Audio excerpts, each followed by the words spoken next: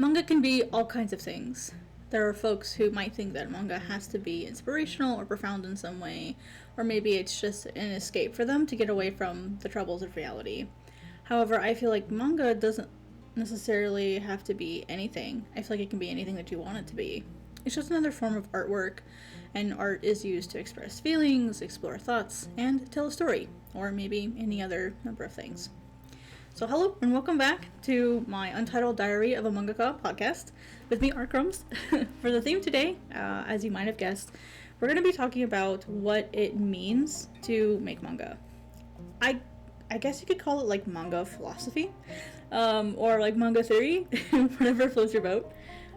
Manga should be whatever we want it to be as creators. I don't feel like we should necessarily ascribe to have manga being any one specific thing. I feel like that's a really good way to sort of like box yourself into a corner. And we also shouldn't be writing about things that we're not interested in, or that we don't believe in, or that we don't think is valuable. Over the winter break, I spent a lot of time immersing myself in books and documentaries that were like about the making, like the manga making process and like actual storytelling, sort of like in a broader sense.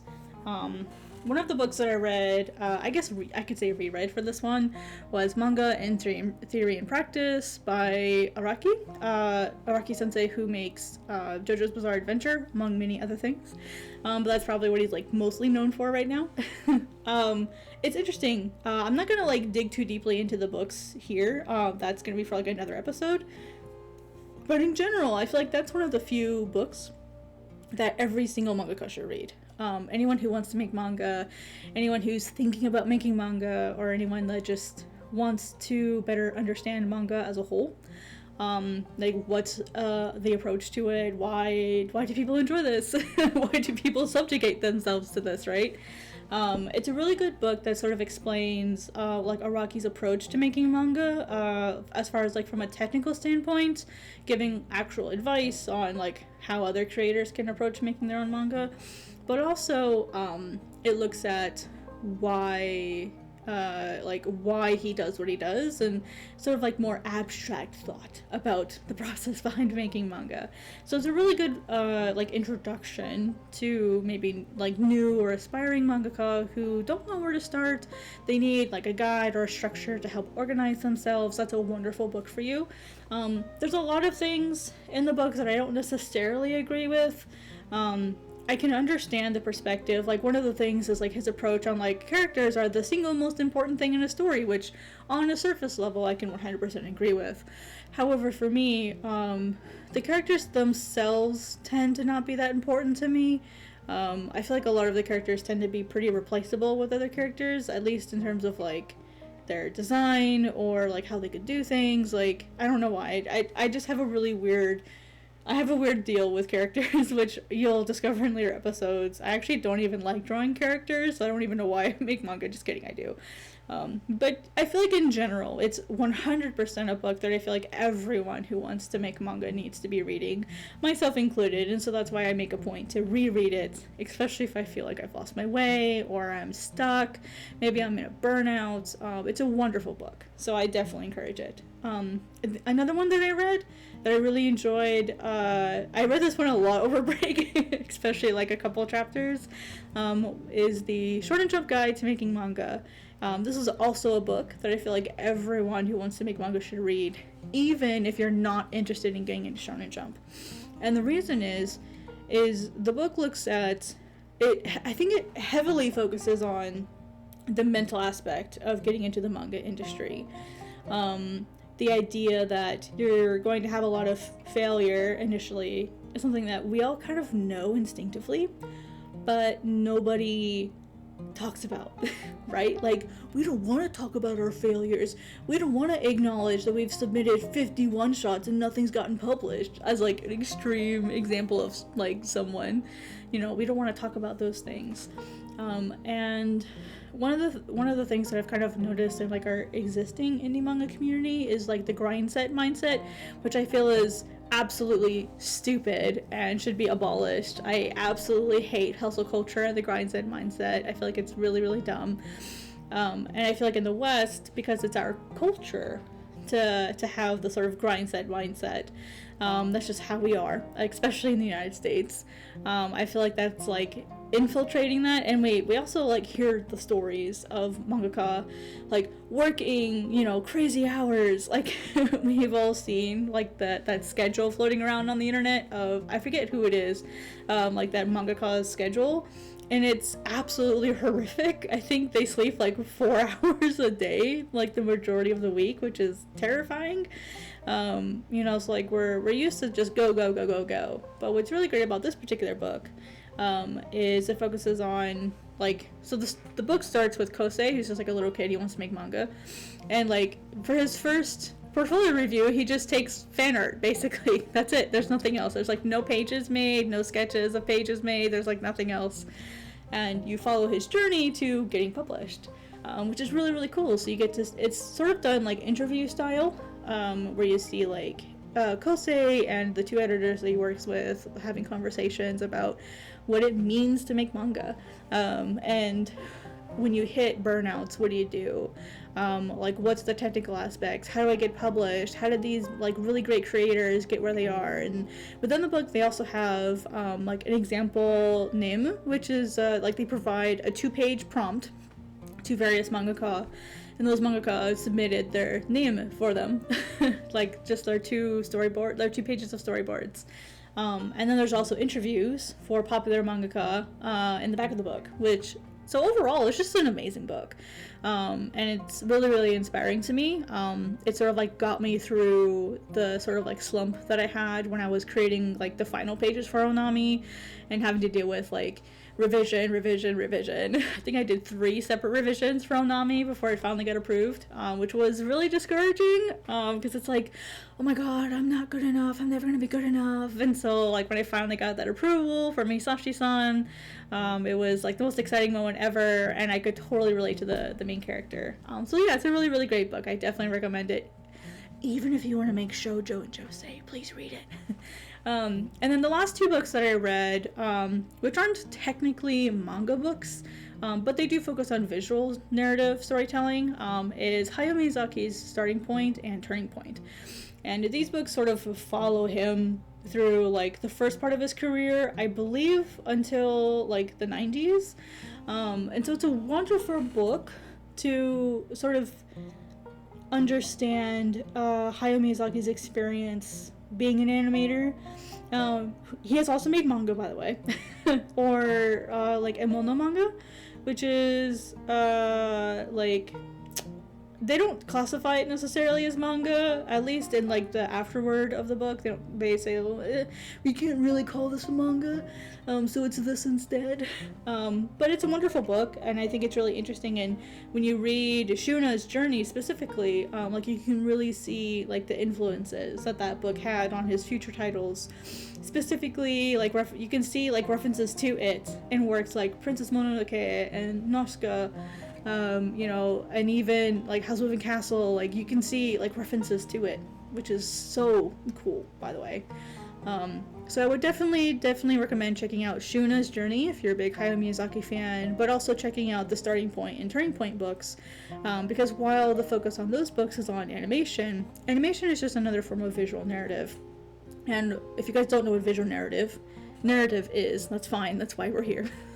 Visual narrative is basically all the different forms of storytelling that involve telling stories with pictures, and it's really wide and diverse. It includes things like animation and comics and manga, commercials, magazines. There are so many different ways you can like puppeteering is another form of visual narrative, one that a lot of people don't think about. Theater, even dance could be considered visual narrative too. So there's so many different ways to approach visual narrative storytelling, and I feel like for anyone who's focusing on visual narrative as a whole, these 2 books would be fantastic. And what makes it really cool is since it focuses on animation, animation and comics and manga are basically all cousins. They all do the same thing in the same way, and as someone who studied animation for 2 years and has sort of like continued animation on the side, by myself. I do animate occasionally, like here's a couple animations. I have like a book that I'm working with, and these like examples are from the book that I'm working on. Here's the book itself in case you guys want to grab a copy of it for yourself. It's really great. It provides the keyframes, and then you have to provide the in-betweens. And it's everything with like VFX, so like fire, water, wind. Like that's how I learned how to draw water for Onami, is I used this book to teach me how to do that. But it's actually like a VFX animation book. So I feel like a lot of manga and comic creators could learn a lot by reading books from animators talking about their experiences with storytelling. So that's why I wanted to make sure I read these books over the break. It's funny because it, like in my outline, it was only supposed to be like a paragraph that I talked about for those books, and it ended up being like 10 minutes. So I'm really sorry. So like I'm just gonna keep going, but it is a podcast. I'm trying to have like a 30-40 minute time limit on my episodes, but I'm not gonna fight it. So like let's just go. Oh man. So like the other thing that I did that I mentioned in the intro is I revisited the Archipel YouTube channel. I really hope I'm pronouncing that correctly. If anyone from Archipel watches this, please feel free to correct me, or if anyone actually knows how you pronounce it.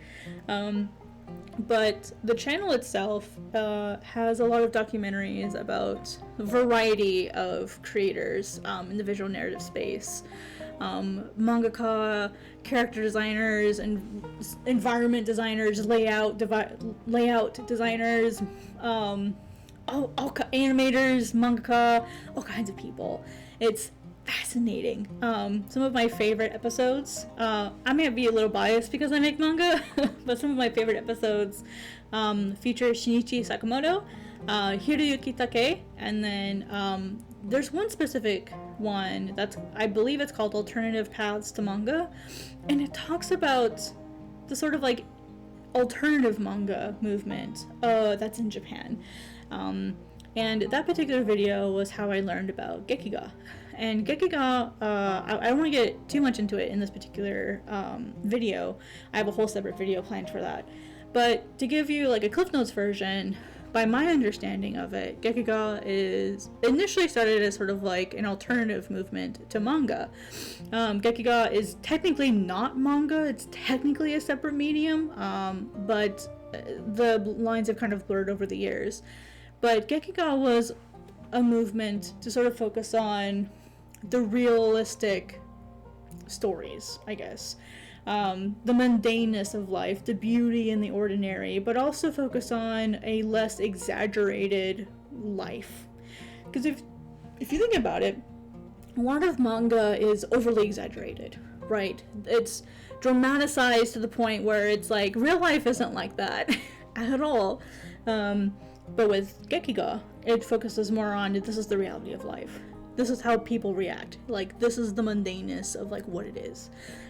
Some series that could be a good introduction as far as like, if you're curious about Gekiga, would be these titles up here. I would definitely recommend all of them for you. Some of these are the most popular titles that we know of. But like I said, I'll have a whole video planned for that. I want to do just a little bit more research before I actually record that video. And it's hard because it's not a common term in English, and so the research is taking a little bit longer than I would like. But Gekiga is like, I guess, more serious, more reality-based manga, I guess. It's really, really good. But also what's great about this particular video is Sanzan and Kame Girl is featured in this video, and it is the most beautiful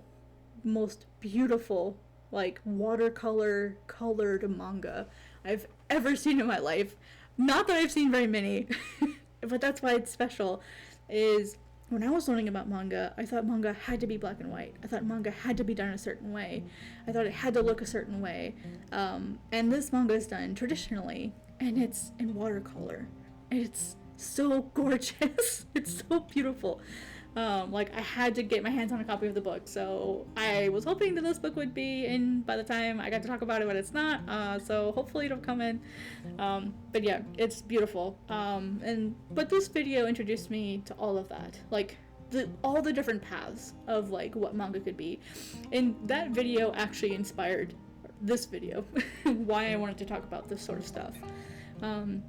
What stood out to me sort of like through all of the stuff that I read was the reminder that there's no single way to approach manga, like to approach making manga.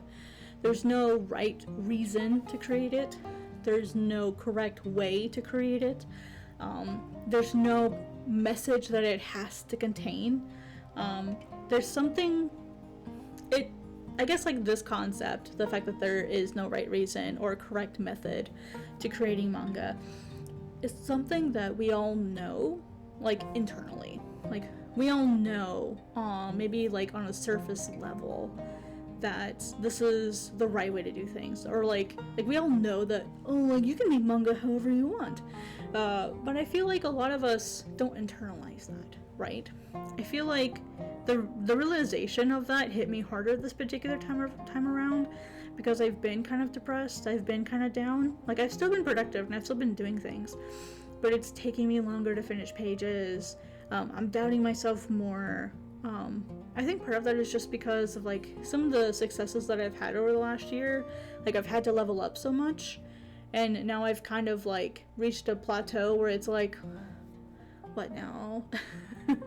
And also like not getting serialized was a downer, like to get that far and to be like so close to success that I can taste it, but to be turned away from finally eating the cake that I've been wanting to eat forever.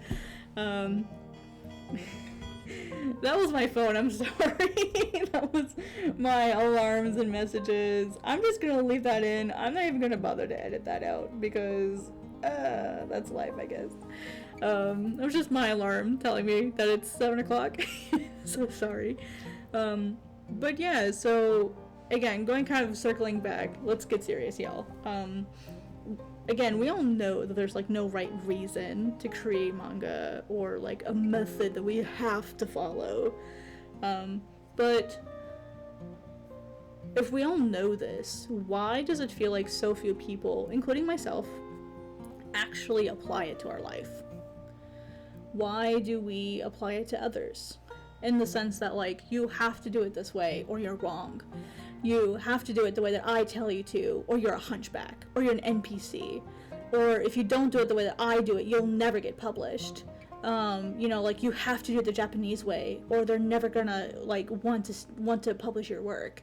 You know, there's so many people, and it's not just like, it's like not Japanese people that usually say these things, which is kind of funny. It's like Western people that say these things. You know, there's the, oh, it's only manga if it comes from Japan people. And then there's the, it has to be inspiring and have a message behind it, some deep internal message, or like the story sucks, or like, oh, this manga is so depressing, I don't want to read it because I only read manga that helps me escape reality because my life sucks. Like, there are people that feel that way, and like it's okay to have those opinions, even if they're like crappy opinions, you're allowed to have them. But like, you shouldn't be forcing those opinions on other people. Like, think what you want, but like don't force it on other people. And so if internally we know these things, why do we allow other people to tell us how to do things? You know, I want you guys to think about that for a little bit. Why do we let ourselves be boxed in by fake or like invisible rules that like don't actually apply? It's sort of like us gatekeeping ourselves because we've allowed ourselves to believe these things. So with that, let's look at our questions for this particular episode. I believe there's only 2 of them this particular time, so I'm just gonna go ahead and dive into them. I promise my answers aren't that long. But like, what have you done recently to research how to make better manga? I feel like a larger problem within like the indie space, meaning manga that isn't like associated with publishers, but I guess this also applies to like, I guess anyone learning manga, but specifically more people that are like outside Japan. Like the major problem is that a lot of the guides and resources aren't in English or whatever your designated language is, whether it's French, German, you know, what Vietnamese, whatever. Like, if the resources for you, like, or if the resources that you want or need aren't in your dedicated language, it's a lot harder to learn how to do things. You're kind of like having to teach yourself or find other people that have been successful and reach out to them for help. And I'm gonna be honest, like, I've run into people that I reached out to for help and advice, and they basically said, lol, I'm self-taught, like, go Google it. Like, I've had people tell me to Google it, which, like, on one hand, I can respect, like, as someone who does community management, and also does mentoring now, specifically for, like, the Learn to Draw Manga channel, and has a YouTube channel. I get a lot of questions. A lot of questions. How do I do this? How do I do that? Specifically things like how do I make a good story? How do I do layouts? How do I use margins? Like, some questions I get a lot. I get them all the time, and so it's like it's hard to not get sorry, let me rephrase. It's hard to not get frustrated when you're getting the same questions over and over and over. But I think part of the reason why I try my best to be patient and encourage people to give me questions and send me DMs and emails is I know how hard it is to, like, find resources and information on how to make manga that's in English, especially 10-20 years ago. You know, I mean, I wasn't making manga 20 years ago. I wasn't even drawing 20 years ago. I've only been drawing about 16 years. For those of you who don't know, I'm 33. So, like, I've been making, like I said, I've been drawing. I started drawing after I got out of high school. So I graduated high school in 2009. So yes, I'm old. Not really, but yeah, there's not a lot of availability of education, and so that's the other reason why, like, I'm gonna have episodes focused just on resources. But it can be hard to find. It can be hard to, like, do research to find resources to help you make better manga. So, like, what are you doing to actually go find those things? Are you just looking once or twice? Are you actively looking at all? Are you just, like, reading your favorite manga and, like, winging it and hope that it works? Like, what are you actually doing to improve? And are there things that you are not doing that could help you improve that, like, you're not doing? You know what I mean?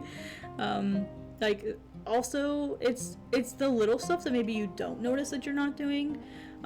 So, for example, sometimes I found myself, like, forgetting to draw things that, like, aren't manga pages, or I'll forget to keep using my sketchbook to do studies and just draw other stuff or practice learning new things.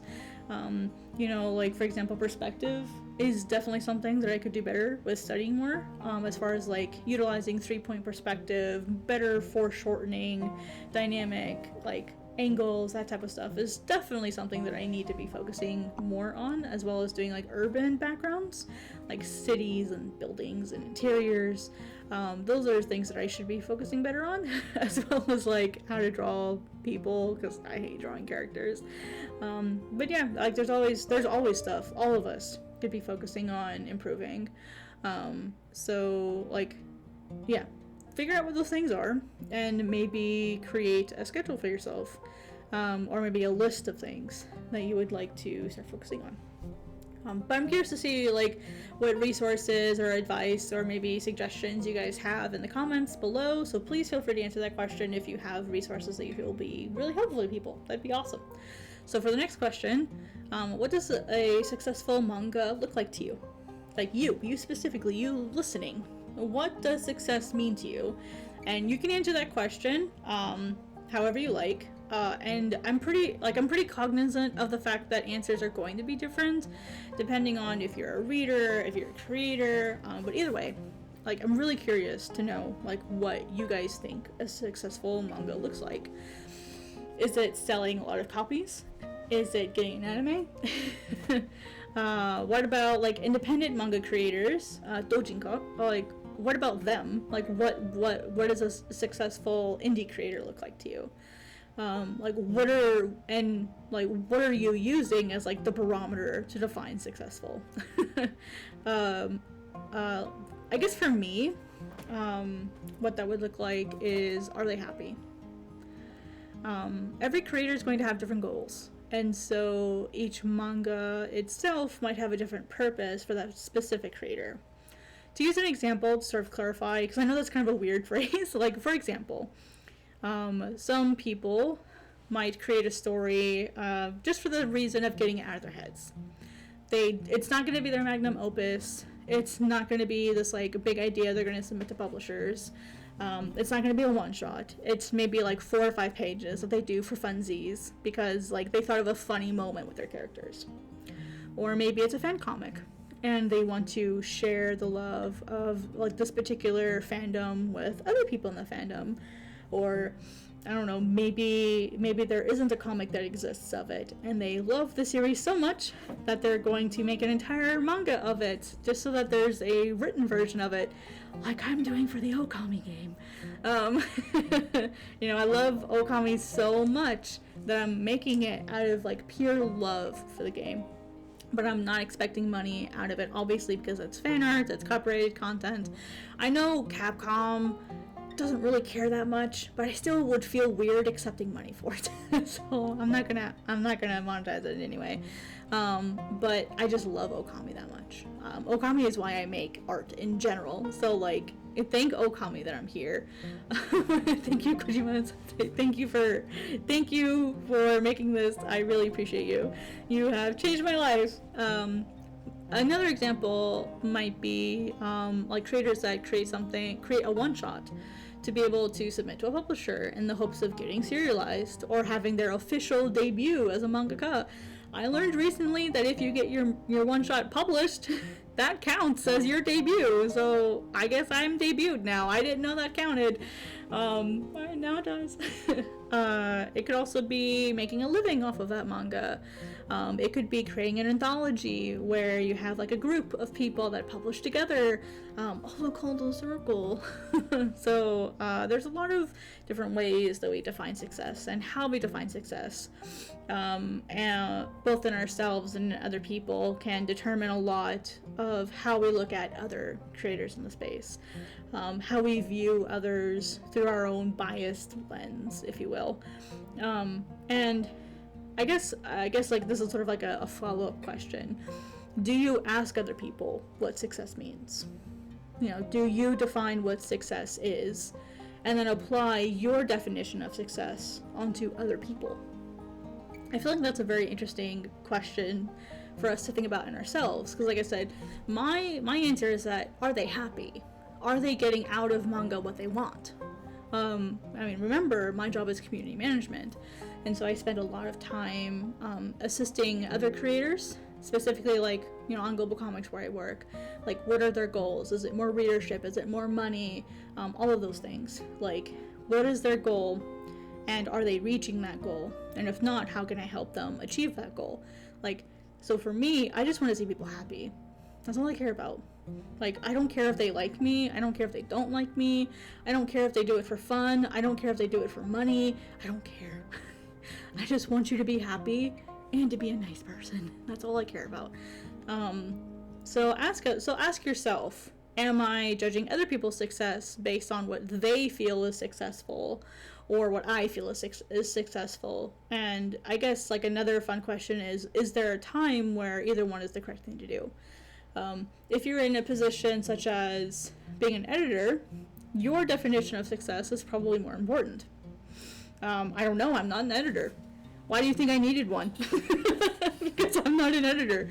But that's my theory. I would think that an editor would say, well, this is what I define as a good manga, and so, you know, before I let you get published in my magazine, I need to make sure you define what I think a successful manga looks like.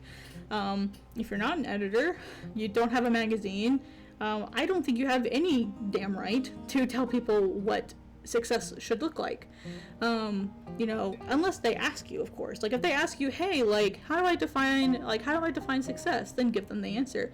But if you have if they've not asked it of you, and it's not relevant to the conversation, maybe it's none of your damn business, like, if they're successful or not. You know, I feel there's a lot of people that try to push like their definition of success onto other people and say, well, this person's only successful if they do XYZ thing or if they accomplish XYZ thing. Like, if they don't, then they're not successful. Like, if you run into those types of people, just don't listen to them. Don't engage with them. Don't talk to them. Don't acknowledge them. Because those are the type of people that are probably also the same type of people that would look at like a manga, like not from Japan, like the Viz one-shots, and go, it's only manga if it comes from Japan.